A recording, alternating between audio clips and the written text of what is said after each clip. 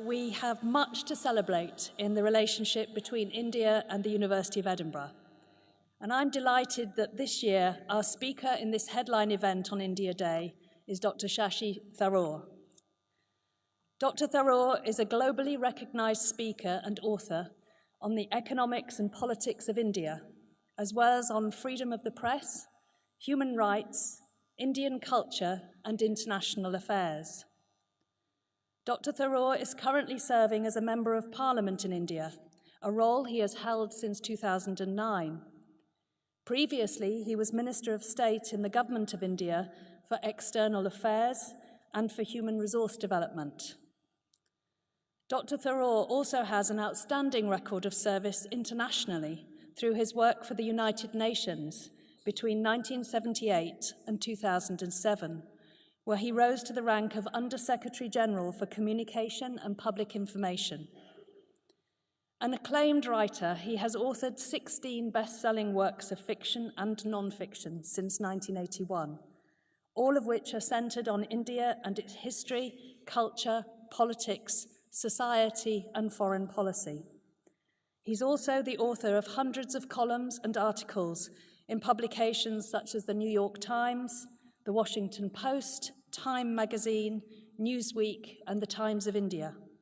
His is a strong, clear, and articulate voice, and his analysis and the debate more generally about a fraught period of history are at the heart of many of my colleagues' teaching programs in the social sciences here at Edinburgh.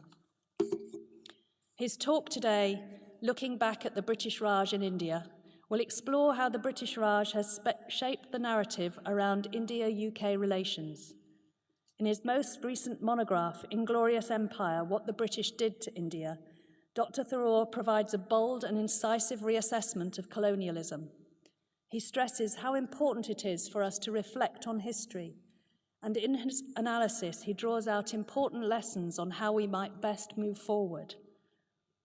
Whether or not we agree with all of Dr. Tharoor's ideas, he's played an invaluable role in stimulating an important debate worldwide on post-colonial relations. Dr. Shashi Tharoor is one of those rare people who can be genuinely seen as a polymath. He has such outstanding credentials as a scholar, a politician, an international civil servant, a novelist, and so much more. It's a real honor and pleasure to welcome him to the lectern to deliver his talk today.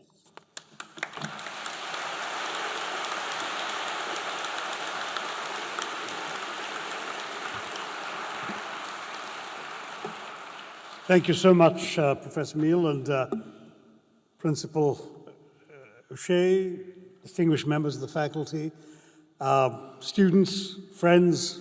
I hope that covers everybody. Very good to be with you and in this magnificent hall that I haven't stopped admiring since I stepped into it a few minutes ago. It really is a wonderful setting to be able to speak about issues that go back as old as this building, I fear. I do want to acknowledge, as Principal O'Shea has just mentioned, the extraordinary connection of this university to India, the work of one of your early principals, one of his distinguished predecessors, William Robertson, in the late 18th century in writing one of the very first books about Indian commerce. The fact that the oldest Indian Students' Association in the UK is yours, and that goes back 140 years. This is a remarkable legacy, and it's wonderful to be here and in a small way to participate in that legacy. Looking back on the British Raj in India, at this time, which is, of course, the 70th anniversary of India's independence, is really about looking back at a tumultuous period of history on which, of course, there are various opinions. I have done so in my still relatively new book, Inglorious Empire, What the British Did to India. And it's a book which emerges, unusually enough, from a speech. I hadn't really planned to write this book. I did do a PhD very many years ago, the hard way, not the Shah Rukh Khan way, if I might say so. But no, he's somebody I know and like a great deal, and don't get me wrong, I think it's a pleasure that he was here a couple of years before me. But just to say that I did the PhD the hard way, but then I went into the United Nations and have really not kept up with the academic rigor that would be required of somebody writing a work of serious history. But I was invited by the Oxford Union to participate in a debate on a topic the students set, which was Britain owes reparations to her former colonies. And though I was never particularly keen on the idea of reparations, for the simple reason that I think the damage done by colonialism was so immense that it is essentially unquantifiable. How do you put a value on the literally millions of lives lost, for example, just the 35 million Indians who died totally unnecessary deaths in British-created famines? And then you say, well, all right, so any sum of reparations that is payable would not be credible, and any sum that is credible would not be payable, so why bother with the reparations route at all?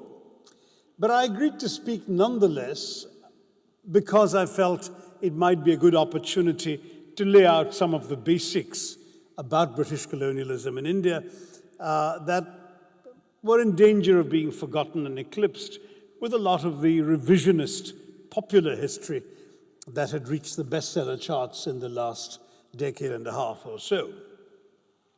So I spoke, and on the question of reparations, I said, well, look, since this is about reparations, a symbolic £1 a year for the next 200 years would do it, because what I'm really interested in is atonement, not money.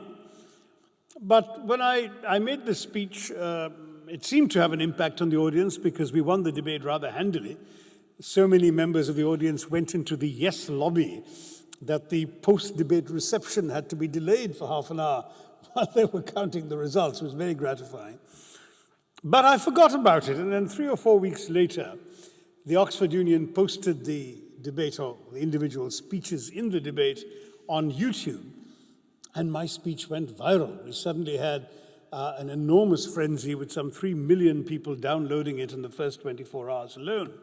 And amid all the hubbub, the Speaker of the Indian Parliament had some kind words to say. The Prime Minister of India, no less, said, and this is somebody who, after all, I am a member of the opposition in Parliament, he said this is an example of somebody saying the right thing at the right place, which, as you can imagine, set some of the pigeons in British Chancelleries fluttering because he was 2 months away from his maiden visit to London. But anyway, there was all this excitement. My publisher rang me up and said, look, you've got to turn this into a book. And I said, why bother? Surely everyone knows this already. And he said, no, they don't know this already, because if they did, your speech wouldn't have gone viral. And that seemed to be irrefutable logic, and so I decided to write this book. And this book, therefore, emerged from that speech, but it's somewhat perhaps more thoughtfully considered, more structured, and certainly bears the imprint of considerably more research than a speech largely delivered off the cuff could have done. Now, what is the central argument to make about the British Raj? I state essentially that the British came to a country which was one of the richest countries in the world. In fact, in 1700, India was the single richest country in the world, with a GDP that accounted for 27% of global GDP. As late as 1800, India's GDP was 23% of global GDP. These are figures established by the famous, now late econometrician and historian Angus Maddison. And a society which was a fairly sophisticated and thriving society, the world's leading exporter of textiles for the preceding 2,000 years, major country in shipbuilding, in steelmaking, a complex society of merchants, artisans, bankers,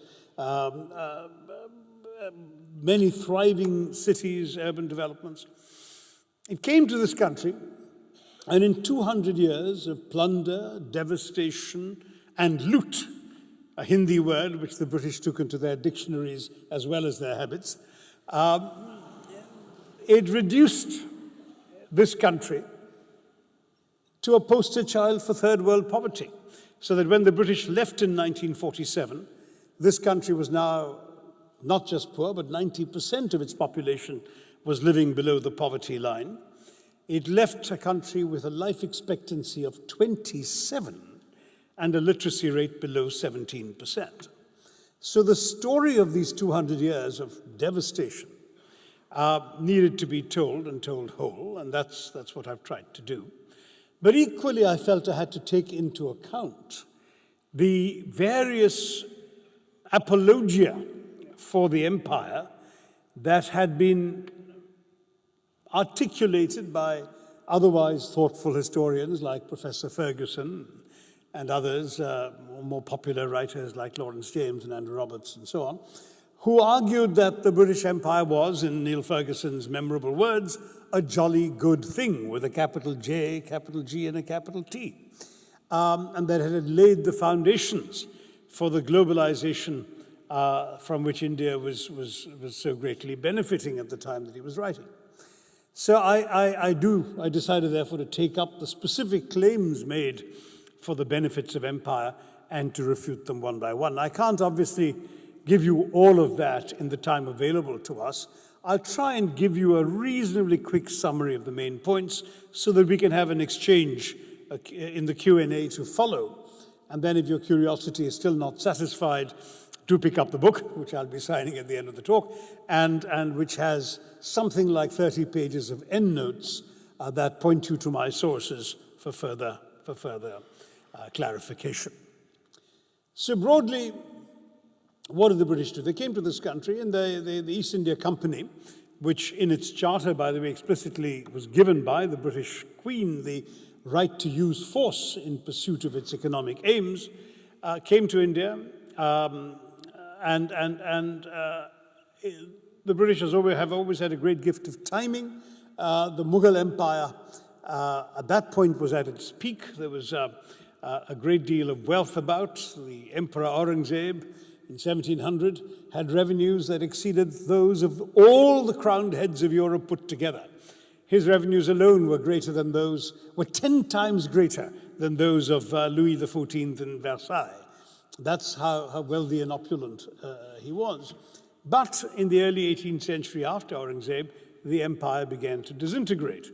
It took a couple of body blows from a pair of invasions, most famously or notoriously that of the Persian king Nadir Shah in 1713, who so completely looted and devastated the Mughal capital, Delhi, that it said that nobody in Persia had to pay any taxes for the next 3 years. So much were the riches that they had taken out of India.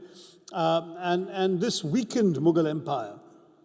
The various governors of the provinces around the country had essentially then become, because of the central government's weakness, had become potentates, semi-independent rulers in their own right, which meant that the British, as they began to establish themselves by force of arms, never had to take on the entire might of India, but rather could sort of expand gradually by defeating one prince after another, one Nawab or Maharaja after another, and gradually spread the red stain of British rule across the subcontinent.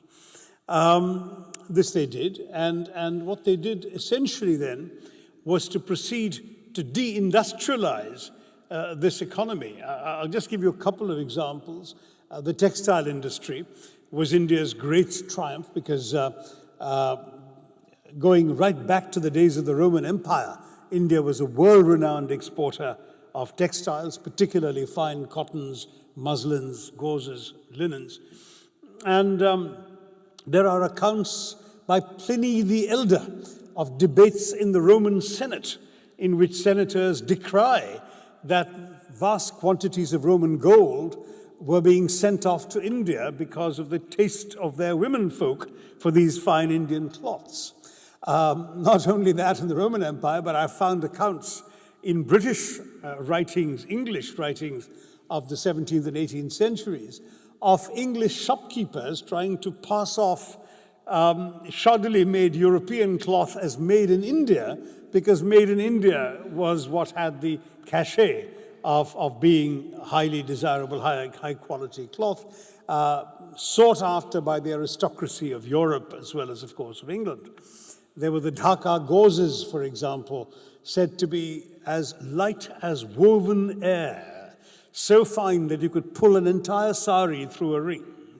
And these wonderful textiles essentially could not be competed against, so the British proceeded to destroy them, smash the looms, drive the weavers out of employment. In one notorious incident, I'm careful to say one, according to oral law, there were hundreds of such incidents, but they've not all been documented, as British historians like to point out. But there is one that was documented by a contemporary Dutch observer. In one notorious incident, the British chopped off the thumbs of the weavers, so that even if the looms were rebuilt, they couldn't weave again. And the textile industry was essentially destroyed. We had the first major urban centers in the world to reduce in population, Murshidabad and Dhaka. The statistics show how these places lost people as the textile industry collapsed and the weavers were driven out of these cities into a countryside that couldn't support them. And of course, the British then imposed punitive duties and tariffs on the remaining cloth that Indians were exporting, essentially destroying the export industry. There were various other restrictions, including on shipping and so on, and lifted duties and tariffs, or since they controlled the ports, didn't have any duties and tariffs on British cloth coming into India, thereby acquiring a vast captive market through force majeure. That was the textile story in short. Shipbuilding, similar story. India had two major shipbuilding industries on the East Coast and the West. Indian wood, teak and mahogany in particular, were highly sought after, lasted much longer. An average Indian ship lasted about 25 to 26 years of sailing on the high seas, whereas the average European ship made of fir or pine never lasted more than 6 or 7 years. And the craftsmanship, I've made sure to quote British sources about the high quality of Indian craftsmanship. So the British then initially, when they came, said, well, this is wonderful, why don't we make our own ships here? And they started making ships in India, but that suddenly meant large numbers of shipwrights and fitters and carpenters being thrown out of work in the London dockyards. So the British Parliament promptly passed an act that forbade ships made in India from plying the lucrative trade routes across to England and in the international waters.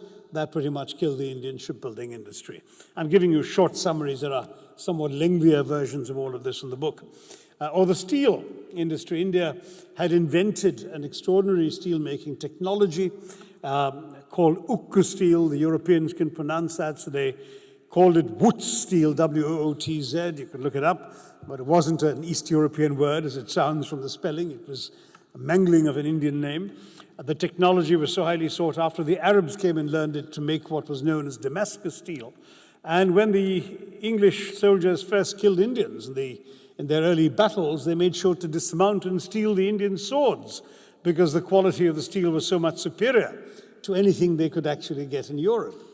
Well, that industry was destroyed again, and with various restrictions on what could be made, Indians were simply not allowed to make steel under either the old technology or the new techniques that came into being in the mid-19th century.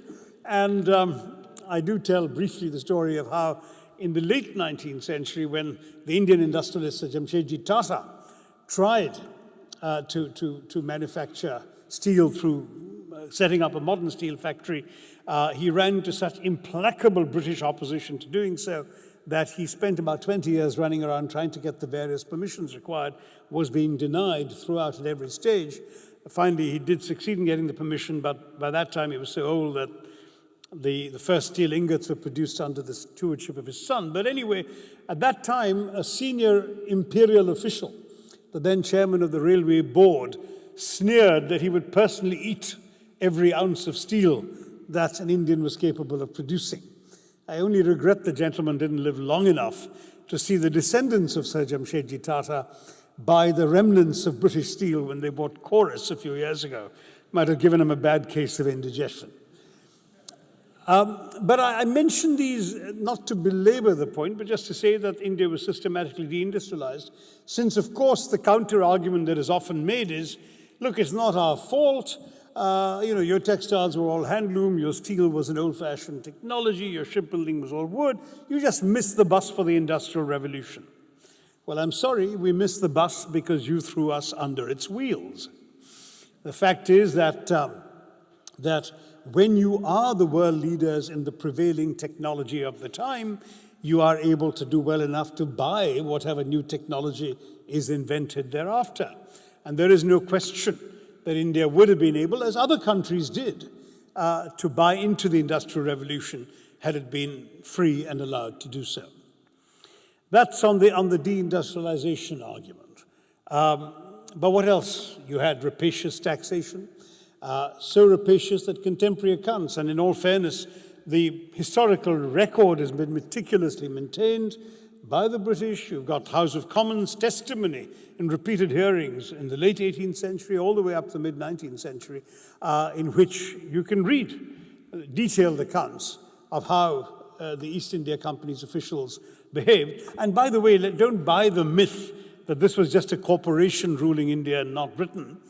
It was very much, shall we say, a mask for the British government.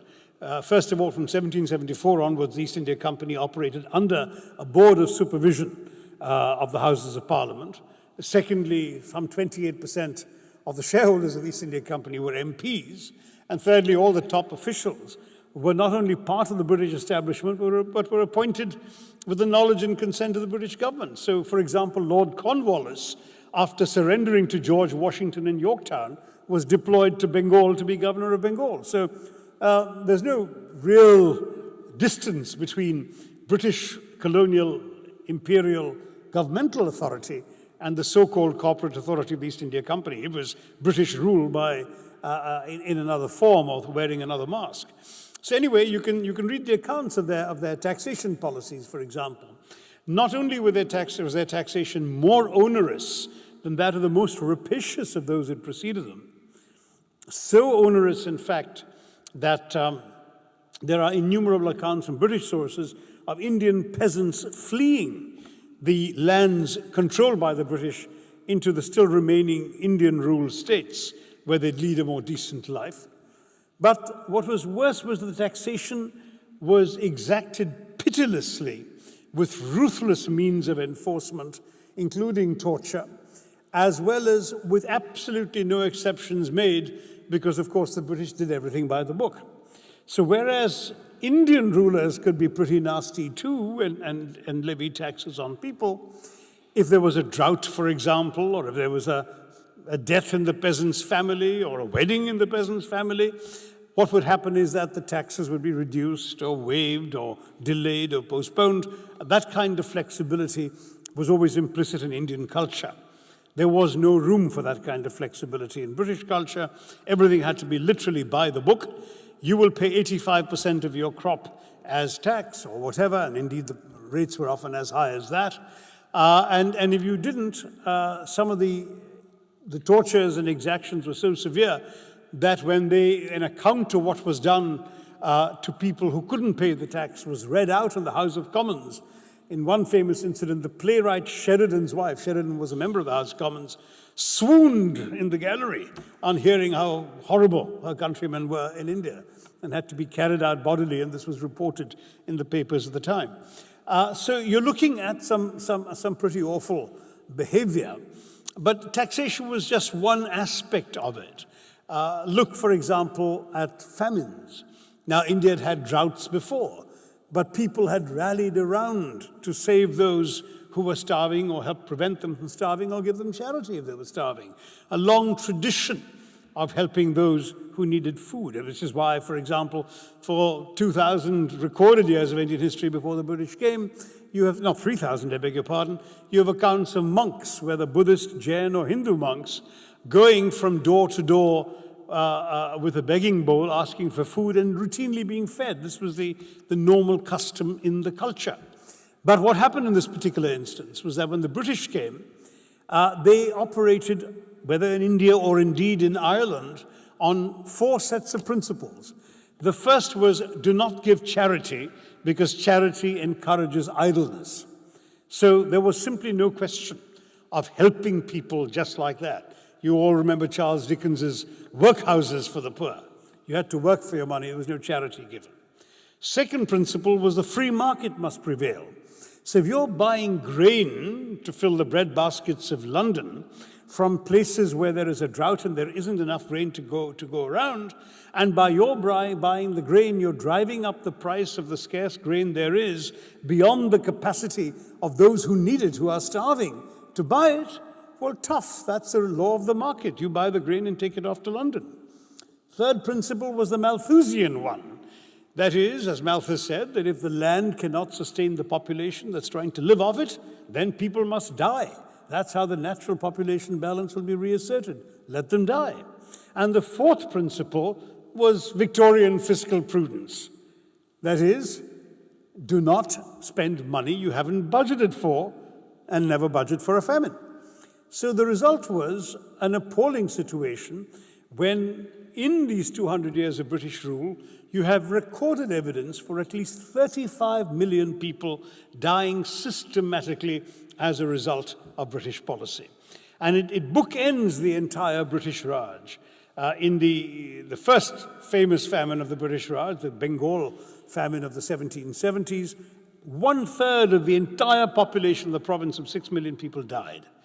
In the last major famine of the British Raj, which was the 1943-44 Great Bengal famine, 4.3 million people died entirely because of decisions taken by a certain Winston Churchill. Now, when you look at this and you look at the record in between, it is, as you can imagine, pretty dismaying. What's striking is, I'm sure the English people in this audience are saying, but how could we let that happen? Well, initially, these principles applied. In fact, these principles applied, as I said, across the board. So in Ireland, during the potato blight of the 1840s, this is precisely what occurred. The Irish died because these same 4 principles were applied to them, except that many Irish were able to hop onto boats and sail off to New York, and Indians didn't have that option. They just had to stay in India and die. That was essentially the alternative. In the second half of the 19th century, the Enlightenment had progressed sufficiently that British people had a public opinion, had a conscience, had a free press. There were articles about this, and people were appalled to read accounts, dispatches from India, even if they came weeks afterwards, of people dying. Lord Salisbury, the Secretary of State for India, later famous Prime Minister, talked about having sleepless nights because of the 2 million people who died on his watch in the Orissa famine of 1866, because he had agreed that these 4 principles should be applied and aid should not be given. Indeed, not just that aid should not be given, but I have recorded in my book one instance of some poor kind-hearted gentleman, a Mr. McMillan, perhaps a good Scot, who tried to help a person starving to death and was sternly warned by the British authorities on pain of deportation that he must stop offering charity because it was against British policy. So this is as late as the 1860s. But this had begun to create a bit of a backlash in British public opinion. So in the 1870s, they decided, all right, we still won't give charity, but we'll set up work camps so that Indians can work for food instead of starving to death.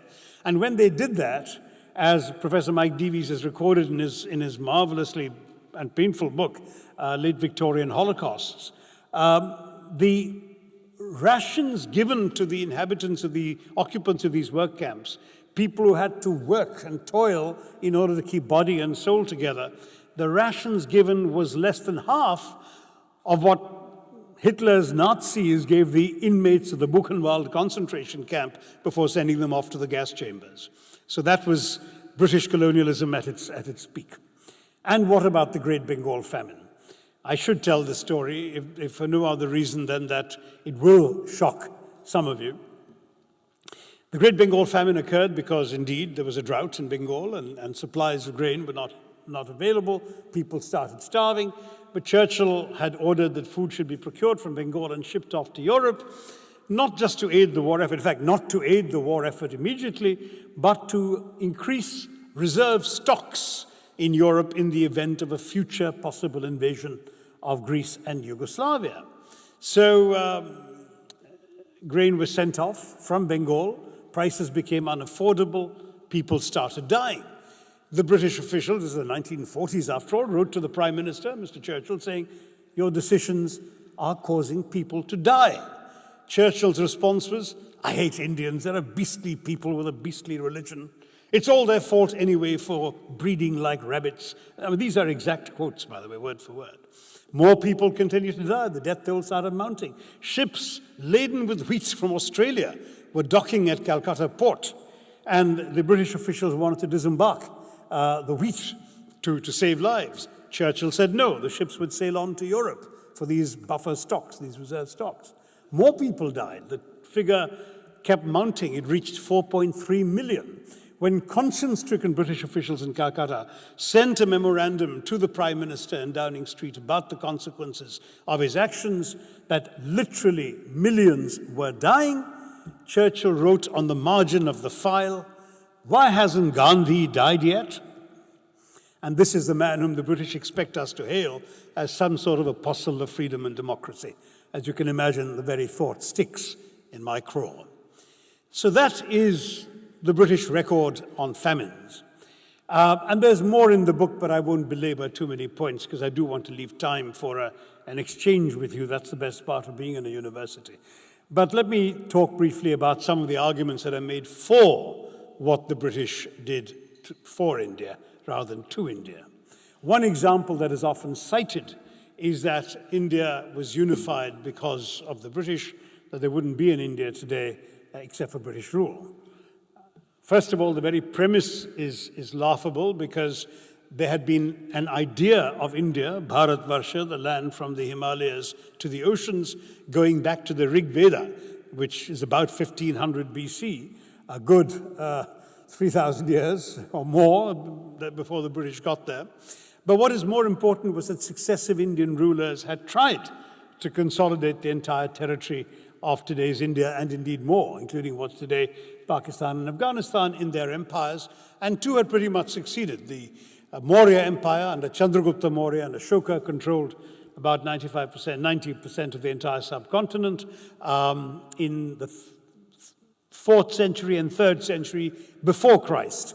And the Mughals under Akbar and up to Aurangzeb in the 16th, 17th centuries controlled about 95% of the subcontinent at its peak. So the desire to control all of India as one preceded the British by a long chalk. Secondly, there was always a sense of civilizational unity in India well before the British. There was, for example, Adi Shankaracharya from my state of Kerala in the extreme south, traveling all the way to Kashmir in the north, to Dwarka in the west, to Puri in the east, and establishing his temples, his seats of religious learning, his mutts as they're called, and many, many other examples. The Harvard scholar Diana Eck writes of the sacred geography of India, knit together, she says, by countless tracts of pilgrimage. And if that seems a purely Hindu idea, let me mention that the Muslims felt the same way. Maulana Azad has written of how Indian Muslims going on the Hajj were received by and greeted by other Muslims, Arabs in particular, as all being from a common civilizational space. Whether they were Pathans from the northwest or Tamils from the southeast, these Indian Muslims were all called as Hindis, people from Al-Hind. So the world saw India as one before the British can claim credit for having knit it together.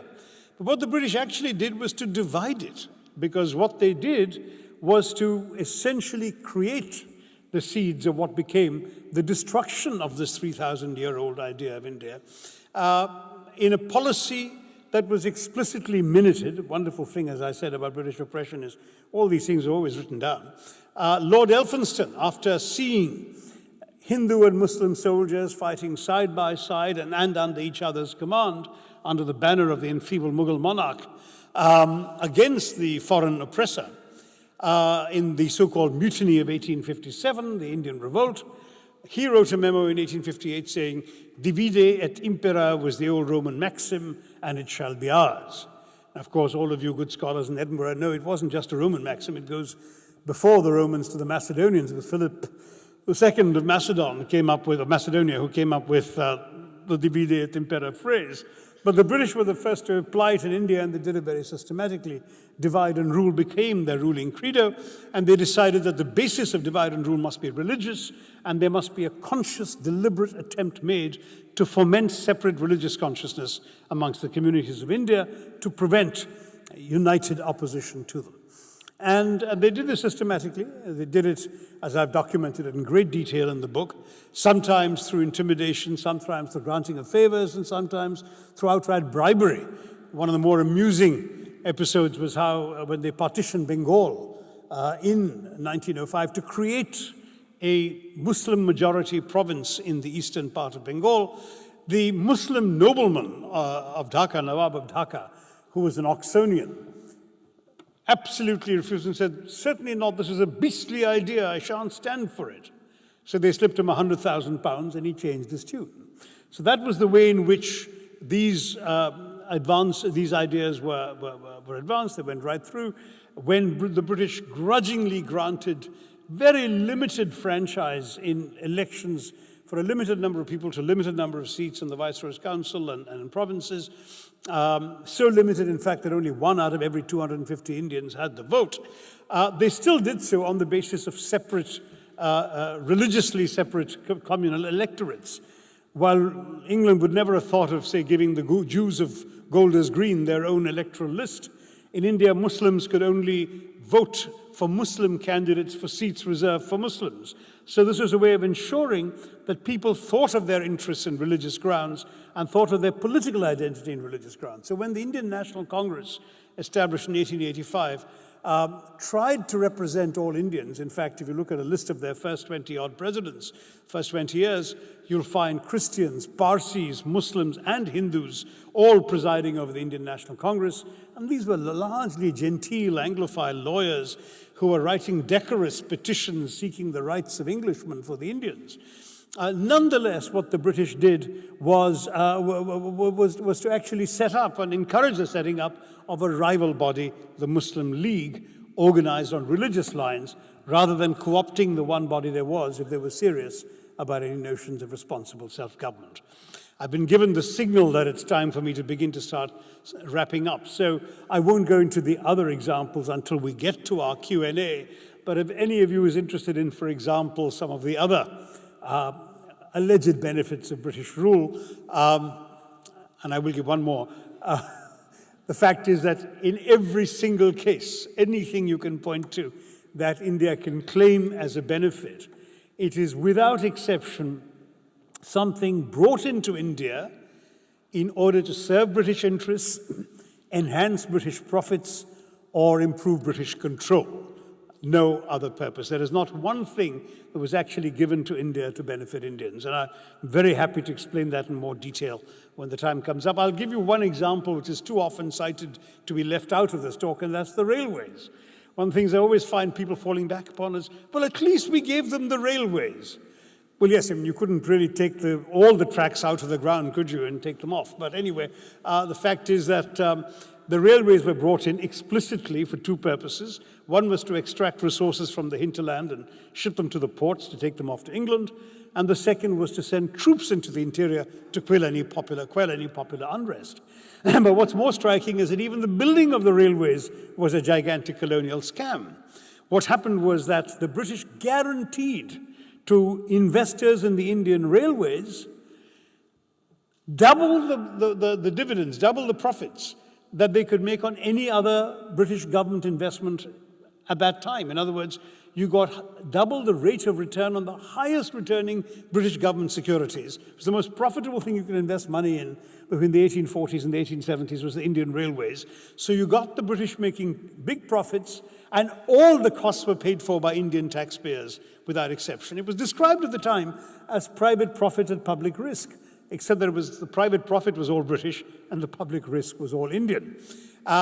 So lavishly did they spend on this, because they were making money out of it at every stage, that 1 mile of British railway at that time of British Indian Railway, I beg your pardon, not in Britain, but India, cost 9 times what the same mile was costing at the same time in the US or Canada. That was how extortionate even the construction of the railways was. And as I've described in the book in greater detail than I have time for now, it was also run as a completely racist enterprise, right down to the fact that when passenger wagons were eventually added with wooden slats for benches for the Indians to sit and travel on, the Indian passengers paid the highest passenger rates of any railway in the world, whereas the British companies paid the lowest freight rates of any companies in the world, of any railways in the world, to ship their goods on these railways. It was only after independence that India reversed this pattern and made it now the cheapest form of railway travel in the world anywhere, though unfortunately also amongst the most expensive ways of shipping freight. But let me end by answering a question that many ask. What's the point of all this now? It's been 70 years, they're gone. What do you want out of this? And as I said, I'm not really looking for reparations. But I am looking for atonement. I think there is a moral debt that needs to be paid, far more than a financial one. And to my mind, that can take a couple of fairly obvious forms. The first is, as I say to my British friends, for God's sake, teach unvarnished colonial history in your schools. It is shocking that you can do A-levels in history in England today without learning a line of colonial history. The week my book came out in India, by coincidence, there was an article by a Pakistani journalist in The Guardian about raising 2 children, one of the best and most expensive public schools in London, who'd both done A-levels in history and hadn't heard a thing about colonial history. That's got to change. And I think that must really change in the interest of Britain as well. I recount, for example, a passage in the book about Horace Walpole taking a carriage down a London street and describing building after building that has been built by Indian money. He called London the sinkhole of Indian wealth. Nobody in London today has any idea that so much of London's, of the grand mansions, were built by money extracted from the colonies. You have undoubtedly the big concerns about the way in which history is remembered. All you've got now is either historical amnesia, no teaching of history, or, in the schools. I know you can study Indian history in universities if that's your subject, but obviously for a lot of people it won't be. But you don't actually learn all this there. And so there's no sense of the colonial connectivity. I remember being struck by a wonderful protest by a number of black and brown Britons objecting to all the anti-immigrant language in the political space a few years ago. And the photograph I saw in the newspapers was of these black and brown people holding up placards that read, in London this is, holding a placard saying, "We are here because you were there." And it's shocking, it was surprising to me that the Britons actually needed to be reminded of that. That is something that perhaps is worth talking about.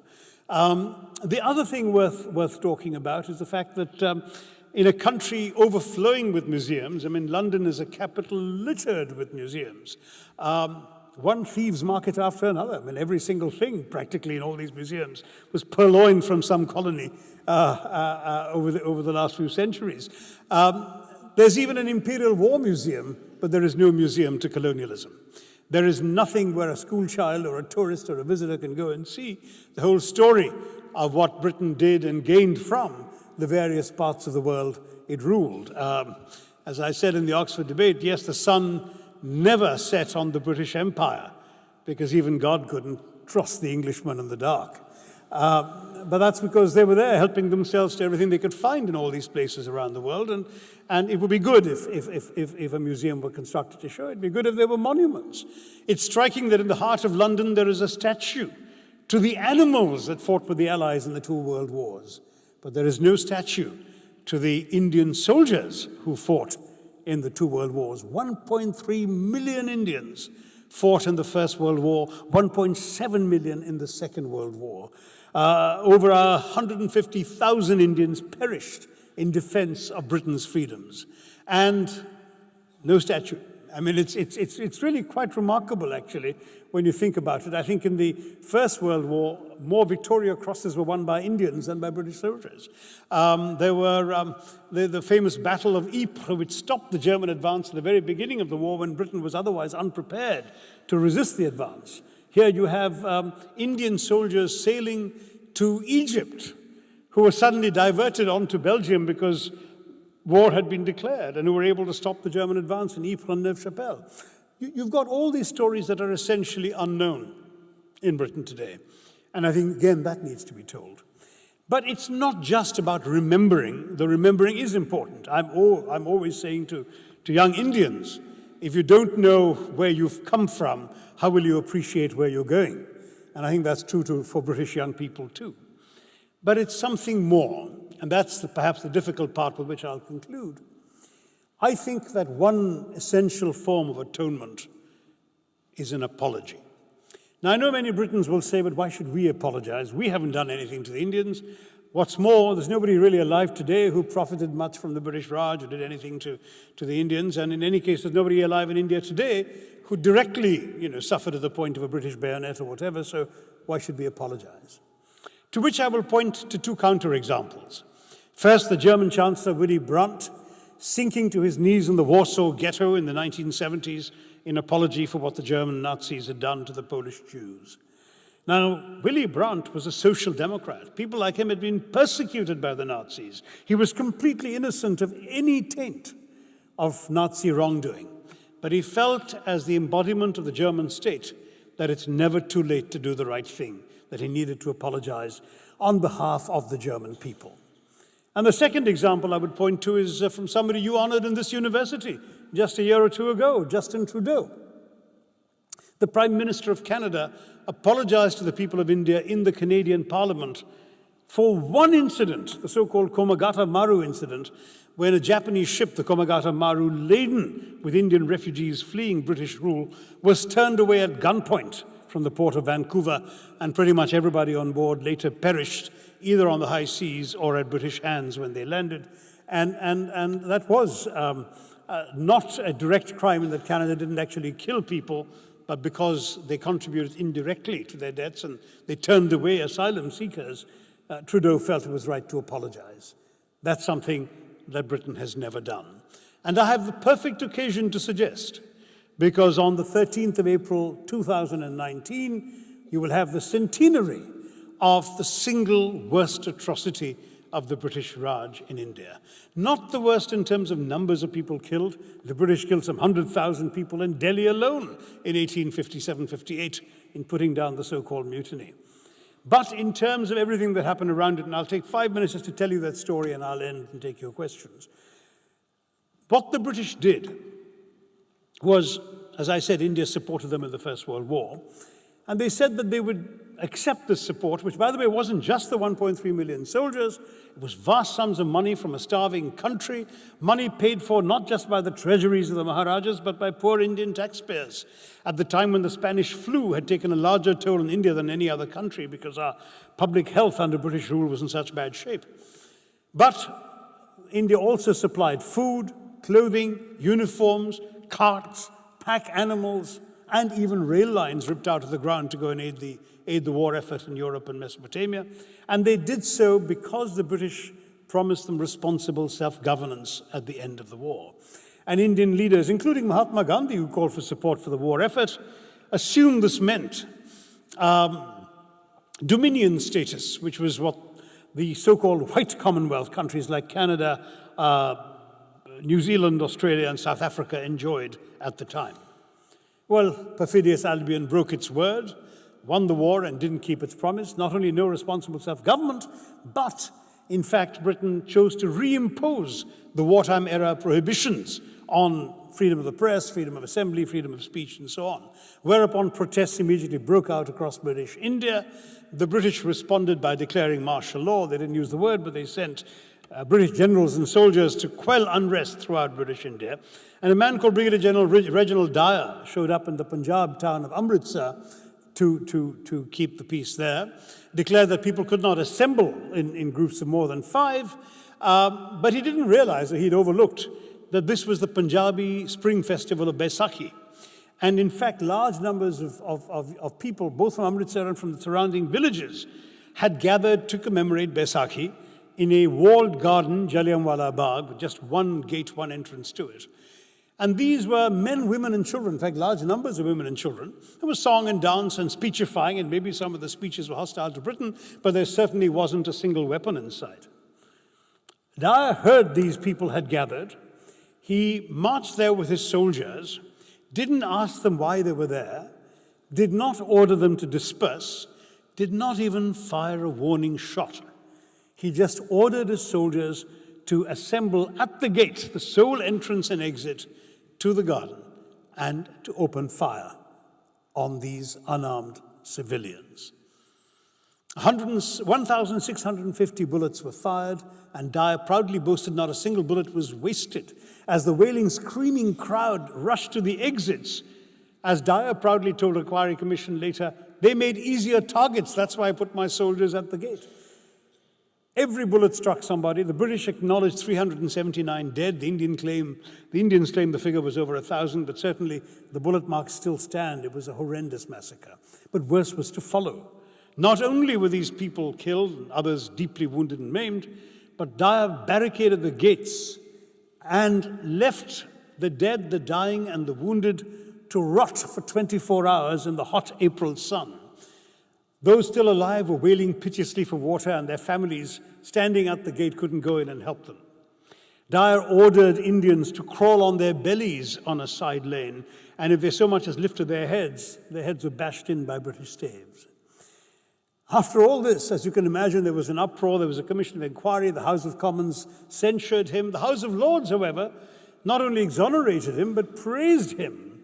That flatulent voice of Victorian imperialism, Rudyard Kipling, called him the man who saved India. A collection was raised for him amongst the British in India and in London, and the princely sum in today's money of £250,000 was given to him together with a bejeweled sword.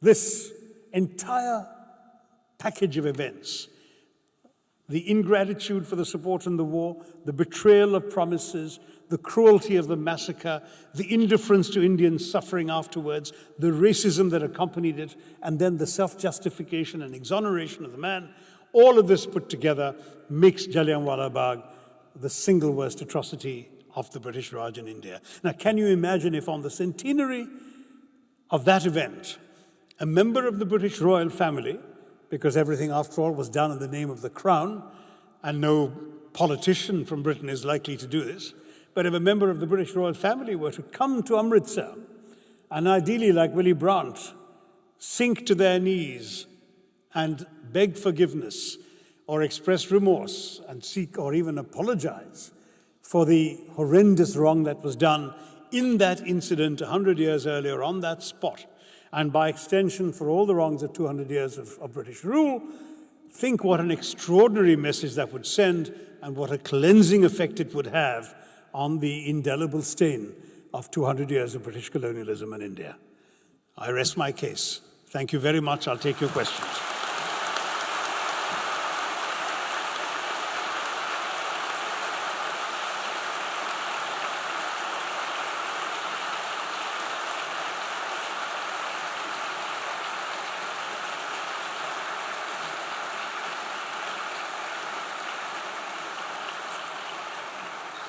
And what we'd like to do is take your questions one by one.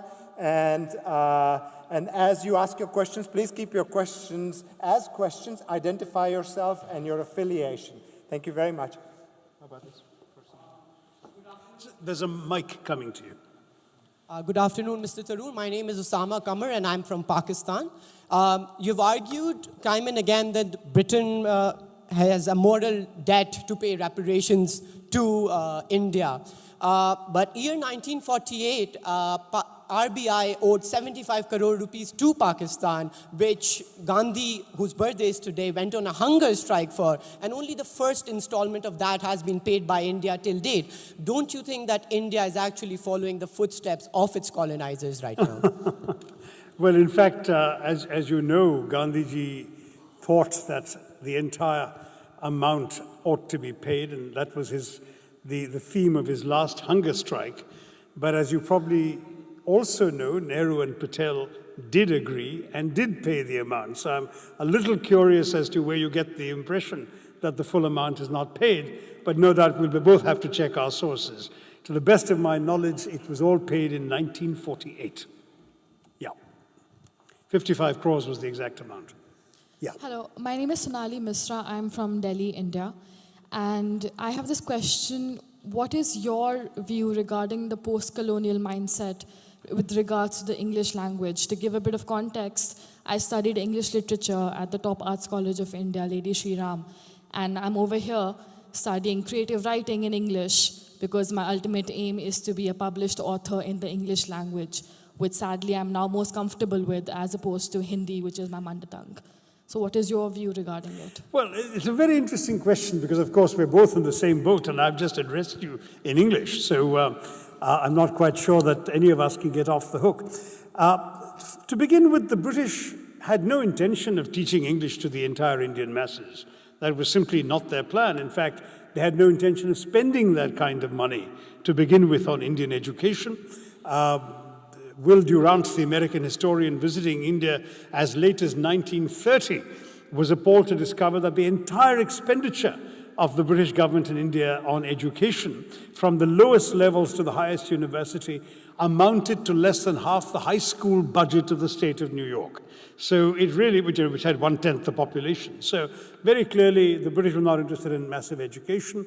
But what they did want was two things. They wanted to create a small class of Indians who would serve as interpreters between them and the masses they ruled. Lord Macaulay, in his famous minute, or his notorious minute on education in 1835, famously said that we need to create a class of people, Indians in blood and color, but English in taste, in opinions, in morals, and in intellect, quote unquote. Now, this objective was to be met by educating just enough Indians to serve British purposes and giving them just enough education so they wouldn't create any trouble for the British. Now, the fact is that, as it turns out, the Indians decided to take this language that the English had brought and to use it for subversive purposes. They learned English to explore new ideas, ideas that went perhaps beyond the ones the British would have intended them to acquire, and to use them for purposes beyond that of facilitating British rule in India, but rather to actually explore ideas of their own freedom and autonomy that led eventually to calls for home rule and then for independence. It's striking, for example, that English became the principal language of Indian nationalism. Nehru wrote the discovery of India in English. Jinnah made all his speeches in English. He's the language in which he was most comfortable. So it is a paradox that this happened. But the second thing the British tried to achieve with the introduction of English was what one might call the colonization of the mind. And that is, for example, the subject that you seem to have studied, English literature, was not taught anywhere in the world. It was invented to be taught to Indians. Professor Gauri Vishwanathan at Columbia University has an entire thesis about how the study of English literature as an academic discipline was created as an instrument of colonial subjugation. But not just subjugation, of overawing the subject, to make people feel that this is this great land that produced a great... Macaulay had notoriously said that the entire learning in every single book of India and Arabia are not worth a single shelf of British books. That's essentially the approach they had. And so that is something we have still not overcome. Those of us who went to school in India in the English language learned our Shakespeare, but didn't read Kalidasa. We may have, depending on the schools we went to, become familiar with the tales of the Iliad and the Odyssey, but not of the Mahabharata and the Ramayana. You had to find those out at home. So you really have a situation in which that aspect of colonization of the mind, I'm afraid, has continued. And it's going to be something that each of us will have to overcome in our own ways. Not in any way to reject the extraordinary opportunities for learning and discovery that the English language has given us over the decades. And indeed, in today's world, in the globalized world of today, English is an opportunity, is a language of opportunity, of advancement, of employment, and so on. So I'm not at all anxious to move away from English. But for us to be able to use the language as, say, a Nehru or a Jinnah or a Dadabhai Naoroji or others did, without letting our minds be colonized by it. To see the language as something, as a tool, an instrument for our thoughts, for our ideas, a vehicle to the destination we want to go, and not where those who invented the language wish to take us.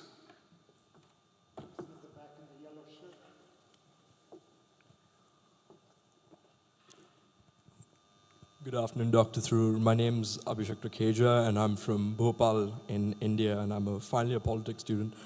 I just wanted to take your views on some of the social traditions that the British subjected to us, especially the fact that, there was a very great limitation on free press and, ironically, on democracy, which the Allies were fighting in both the world wars. But what I particularly want to get your views on is the fact that similar depredations, especially socially, occur in India right now. I write editorials for this newspaper, and I've received several death threats over things that I've written, and we obviously saw the cold-blooded murder, if I put it like this, of Gauri Lankesh not too long ago. So aren't there shades of this, of what the British did, in the tyranny of the government of India at the moment and the way that they've handled this entire situation? I'm not sure I caught every word. The acoustics aren't terribly brilliant. But you wanted me to speak about particularly freedom of the press. Is that the point? Have I missed the example? Yes. So the freedom of the press and the sort of social depredations that the Did you say government, social applications, the social deprivation of Indians that the government of India has been subjecting, especially if I was taking examples, the lynching of Indians. You're referring to today's India and the events that are going on. Yes. Absolutely, yeah. Well, as you know, I'm a member of the opposition, and I've spoken out very loudly and very vociferously against much of this. There's no question in my mind that they just turned up the volume on your mic as well. Thank you, whoever did that. Sound booth. No, the fact is that we are witnessing some very dangerous tendencies in India. None of which can be directly attributed to the government, other than the fact that the government has created the opportunity for unleashing a number of very, very unhealthy forces in our society, which it either appears to condone or not sufficiently to curb. So obviously the government claims that it's, not behind the so-called cow vigilantism that we have seen in the last couple of years. And they claim that anybody who conducts a mob lynching will be subject to the rule of law. But in practice, practically no one has been convicted for any of these heinous crimes and murders. And to my mind, the frustration we have today is the change in attitude as to what... I'll give you two examples. There's a horrendous story of Muhammad Akhlaq, father of a serving Indian Air Force soldier, who is attacked by a mob outside his house on the grounds that the bag of meat he's carrying is actually beef. The man is beaten to death. The mob bursts into his house, breaks open his door, destroys the door of his fridge and takes out the meat in it and rushes to the police station with it. And instead of being arrested for murder, they're let go while the police send the meat off to the lab to see if it was beef. I mean, is this the country that India is supposed to be about?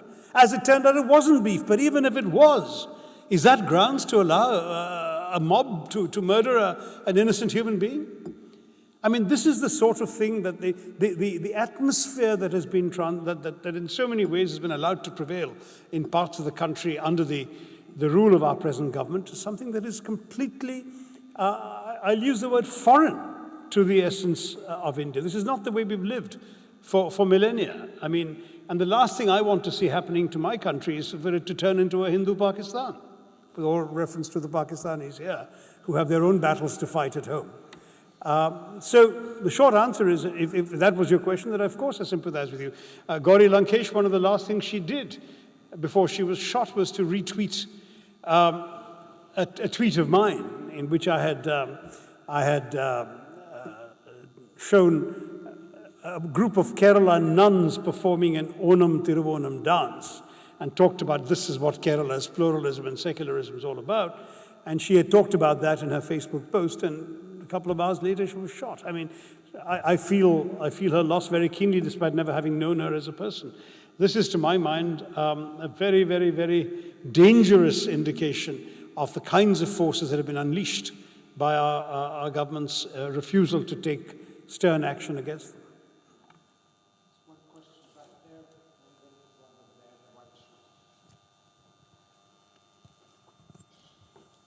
Thank you very much. I'm Nandini.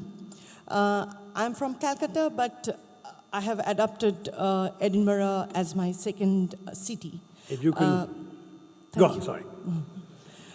And I'm I a was member going to of... say, if you can bear to be away from Calcutta. I remember the poet Pritish Nandi's famous line, if you must exile me, Calcutta, blind my eyes before I go. I don't want that to happen to you, but I was just... Yes, it has happened. But my humble question is, when Jallianwala Bagh incident was happening, Gandhi was there very much. And Congress was a powerful force in India. No, So- it was a nationalist movement. It wasn't in power. No, powerful force. I didn't say they were in power. Of course not. I only said they were a powerful force. So my humble question is, when these kind of incidents, you only mentioned about one, but when these kind of incidents were happening, what was and what were the stand of Congress as a forceful power or powerful force in India? And just today I was writing a post on Gandhi, whom I love very, very much, who grew and who developed himself, and he changed his policies throughout his career. But at that time, when Jallianwala Bagh was happening, what was his stance, and what was Congress as a powerful I get your force? question. It was Congress that actually What created was their stance? Yeah, but it was Congress that created the uproar that resulted eventually in Daya being cashiered from the army. Congress refused to accept the findings of the British. They sent their own commission of inquiry, including a young Jawaharlal Nehru, to Jallianwala Bagh. Nehru personally counted every single bullet hole on the wall. They challenged the official account. They demanded action against Daya. It was a Congress that stirred up a huge nationalist frenzy around the country on this incident, and it had a profound effect on a lot of people. In many ways, it made Gandhi abandon the path of cooperation with the British.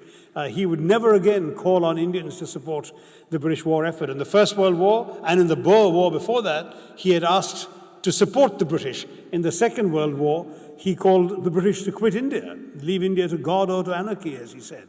So it had a transformative effect. Sir Rabindranath Tagore returned his knighthood. This was a huge event, no question, for Indians at that time, and the Congress was very much in the forefront of it. Thank you. One last question over